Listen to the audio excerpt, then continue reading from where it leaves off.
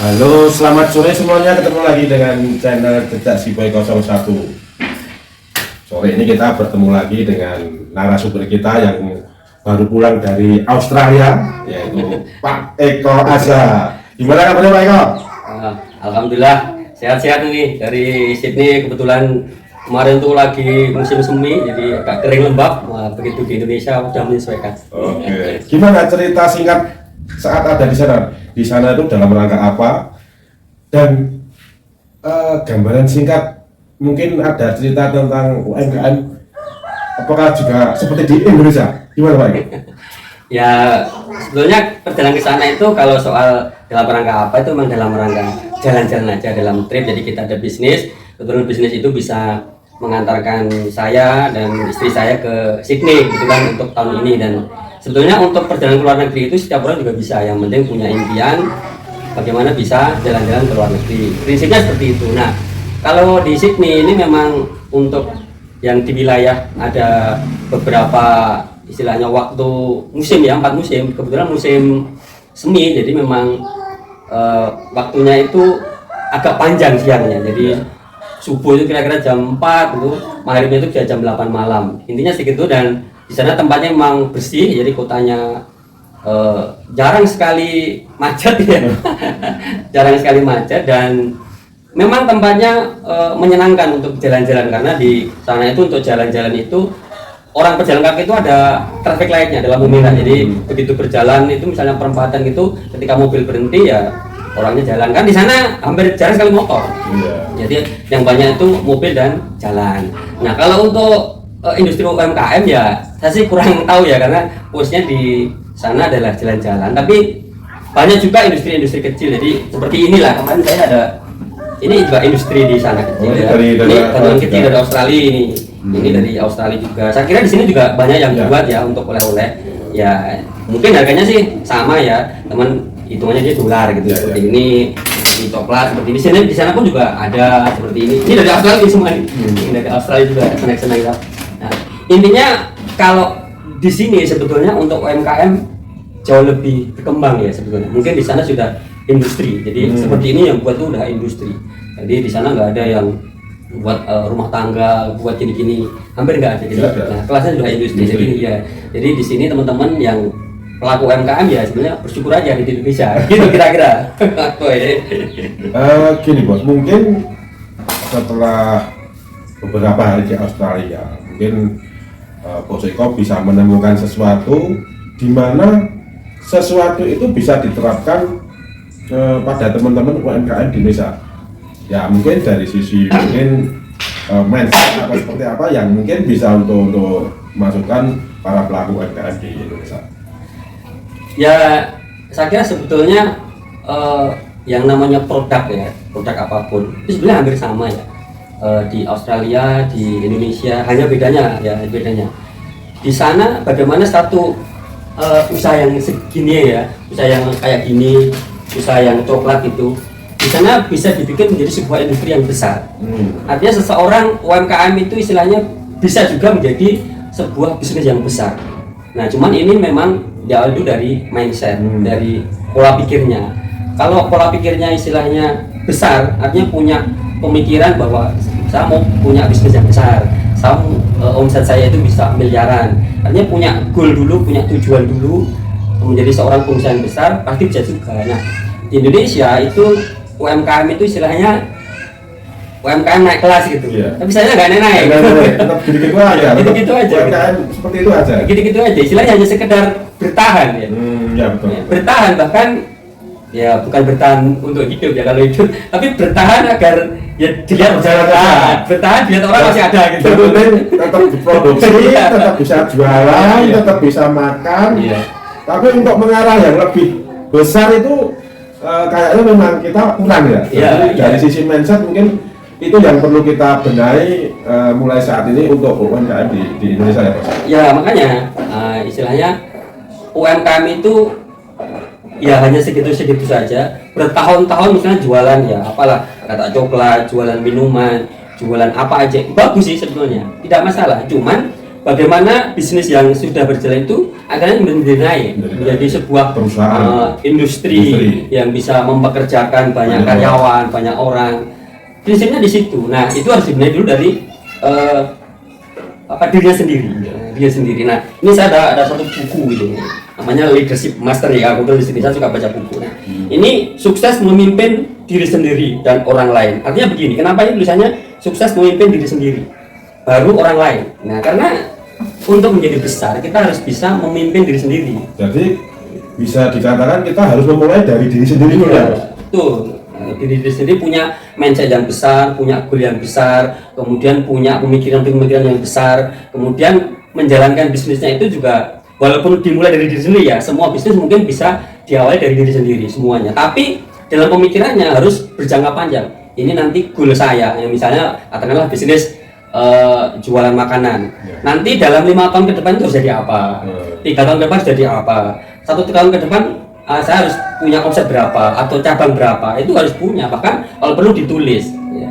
Jadi ada satu filosofi pemikiran orang yang ahli dalam pikiran bawah sadar. Seseorang itu harus memasukkan pikiran bawah sadar dulu, baru menjadi nyata. Sama ketika gini lah gampangnya. Mas Boy kan punya project ya, bangunan atau apa. Nah, untuk menjadi sebuah project bangunan, apakah tiba-tiba ada? Enggak. Harus digambar dulu kan ya. Betul. Nah, sebelum digambar kan mesti ada ide dulu di pikiran, ada pikiran dulu. Nah, pikiran itu dituangkan dalam gambar, kemudian diaplikasikan menjadi sebuah bangunan yang nyata. Nah, sama seperti itu sebetulnya. Menjadi orang kaya itu tentu saja terkait dengan penghasil yang besar, omset yang besar. Nah, gampangnya gitu, itu harus ada dalam pikiran dulu. Nah, ada nggak seorang UMKM itu misalnya dalam pikirannya, saya tahun depan mau punya omset 100 juta.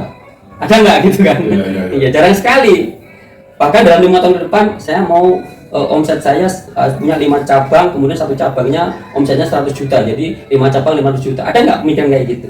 Nah, kalau nggak ada, ya sudah berjalan saja. Ya sudah, memang akan gitu-gitu aja. Jadi apa yang harus dilakukan seorang UMKM agar menjadi bisnisnya besar? Yang pertama, punya mindset sebagai orang yang berbisnis besar gitu. Pikirannya harus dibesarkan gitu. Nah, dari pikiran yang besar itu nanti akan ketemu cara atau istilahnya cara yang tepat, waktu yang tepat, orang yang tepat, sehingga bisa alam semesta atau Tuhan itu menemukan kita dengan orang-orang yang tepat, sehingga kita bisnis kita itu bisa menjadi besar. Nah, masalahnya sekarang ini kita dengan diri sendiri kurang yakin. Ya apa iso le. Bisnisku mek ngene-ngene ae, dodolan kacang, dodolan mie ayam, dodolan coklat, dodolan minuman, apa bisa gitu. Ya. Jangan meremehkan soal itu ya, kecil. Saat ini orang Mas Boy tahu jualan es teh di pinggir jalan. Karena ada es teh Indonesia. Apa sih bedanya dengan es teh yang ada yang jualan? Kenapa es teh Indonesia itu jadi brand terkenal di mana-mana ada? Hanya sekedar es teh minuman. Bedanya adalah di pemikirannya gitu. Jadi teman-teman, saya kira bisnis apa aja nggak masalah. Yang penting goalnya, mindsetnya, pikirannya harus dibenahi dulu. Gitu kira-kira Mas Boy. Oke, apa bisa dikatakan gini bos? Kita di saat mau merintis usaha atau memulai usaha, kita perlu bikin konsep yang pasti dulu. Jadi kita mau ke arah mana ini usaha kita? Apa kita sekedar jualan setiap hari ya, jualan kita produksi dapat untung segitu terus, atau kita memang sudah kita konsep dari awal sampai akhir, kita katakanlah dalam 1 tahun kita harus begini, 2 tahun kemudian harus begini. Apa harus seperti itu bos? Ya kalau mau di awal harus bukan konsep istilahnya, buat goal dulu, tujuannya dulu. Jadi kayak buat rumah istilahnya. Dalam pemikiran itu sudah ada, saya nanti mau punya rumah yang tingkat 2, kemudian di belakang ada kolam renangnya, kemudian dalam kamar itu sofanya begini, kemudian dalam rumah itu ruangannya berapa, kemudian nanti bentuk buffetnya bagaimana. Nah itu ada dulu. Nah sama kayak ketika seseorang mau berbisnis itu punya goal dulu. Misalnya saya nanti dalam 5 tahun ke depan bisnis saya ini omsetnya sekian ratus juta atau bahkan sekian miliar. Nanti dalam 1 tahun ke depan omset saya berapa, cabang saya berapa, itu dulu. Nah kemudian nanti setelah itu jadi kemudian di breakdown. Nah kan kalau mau katakanlah jualan katakanlah mie cuan gitu kan.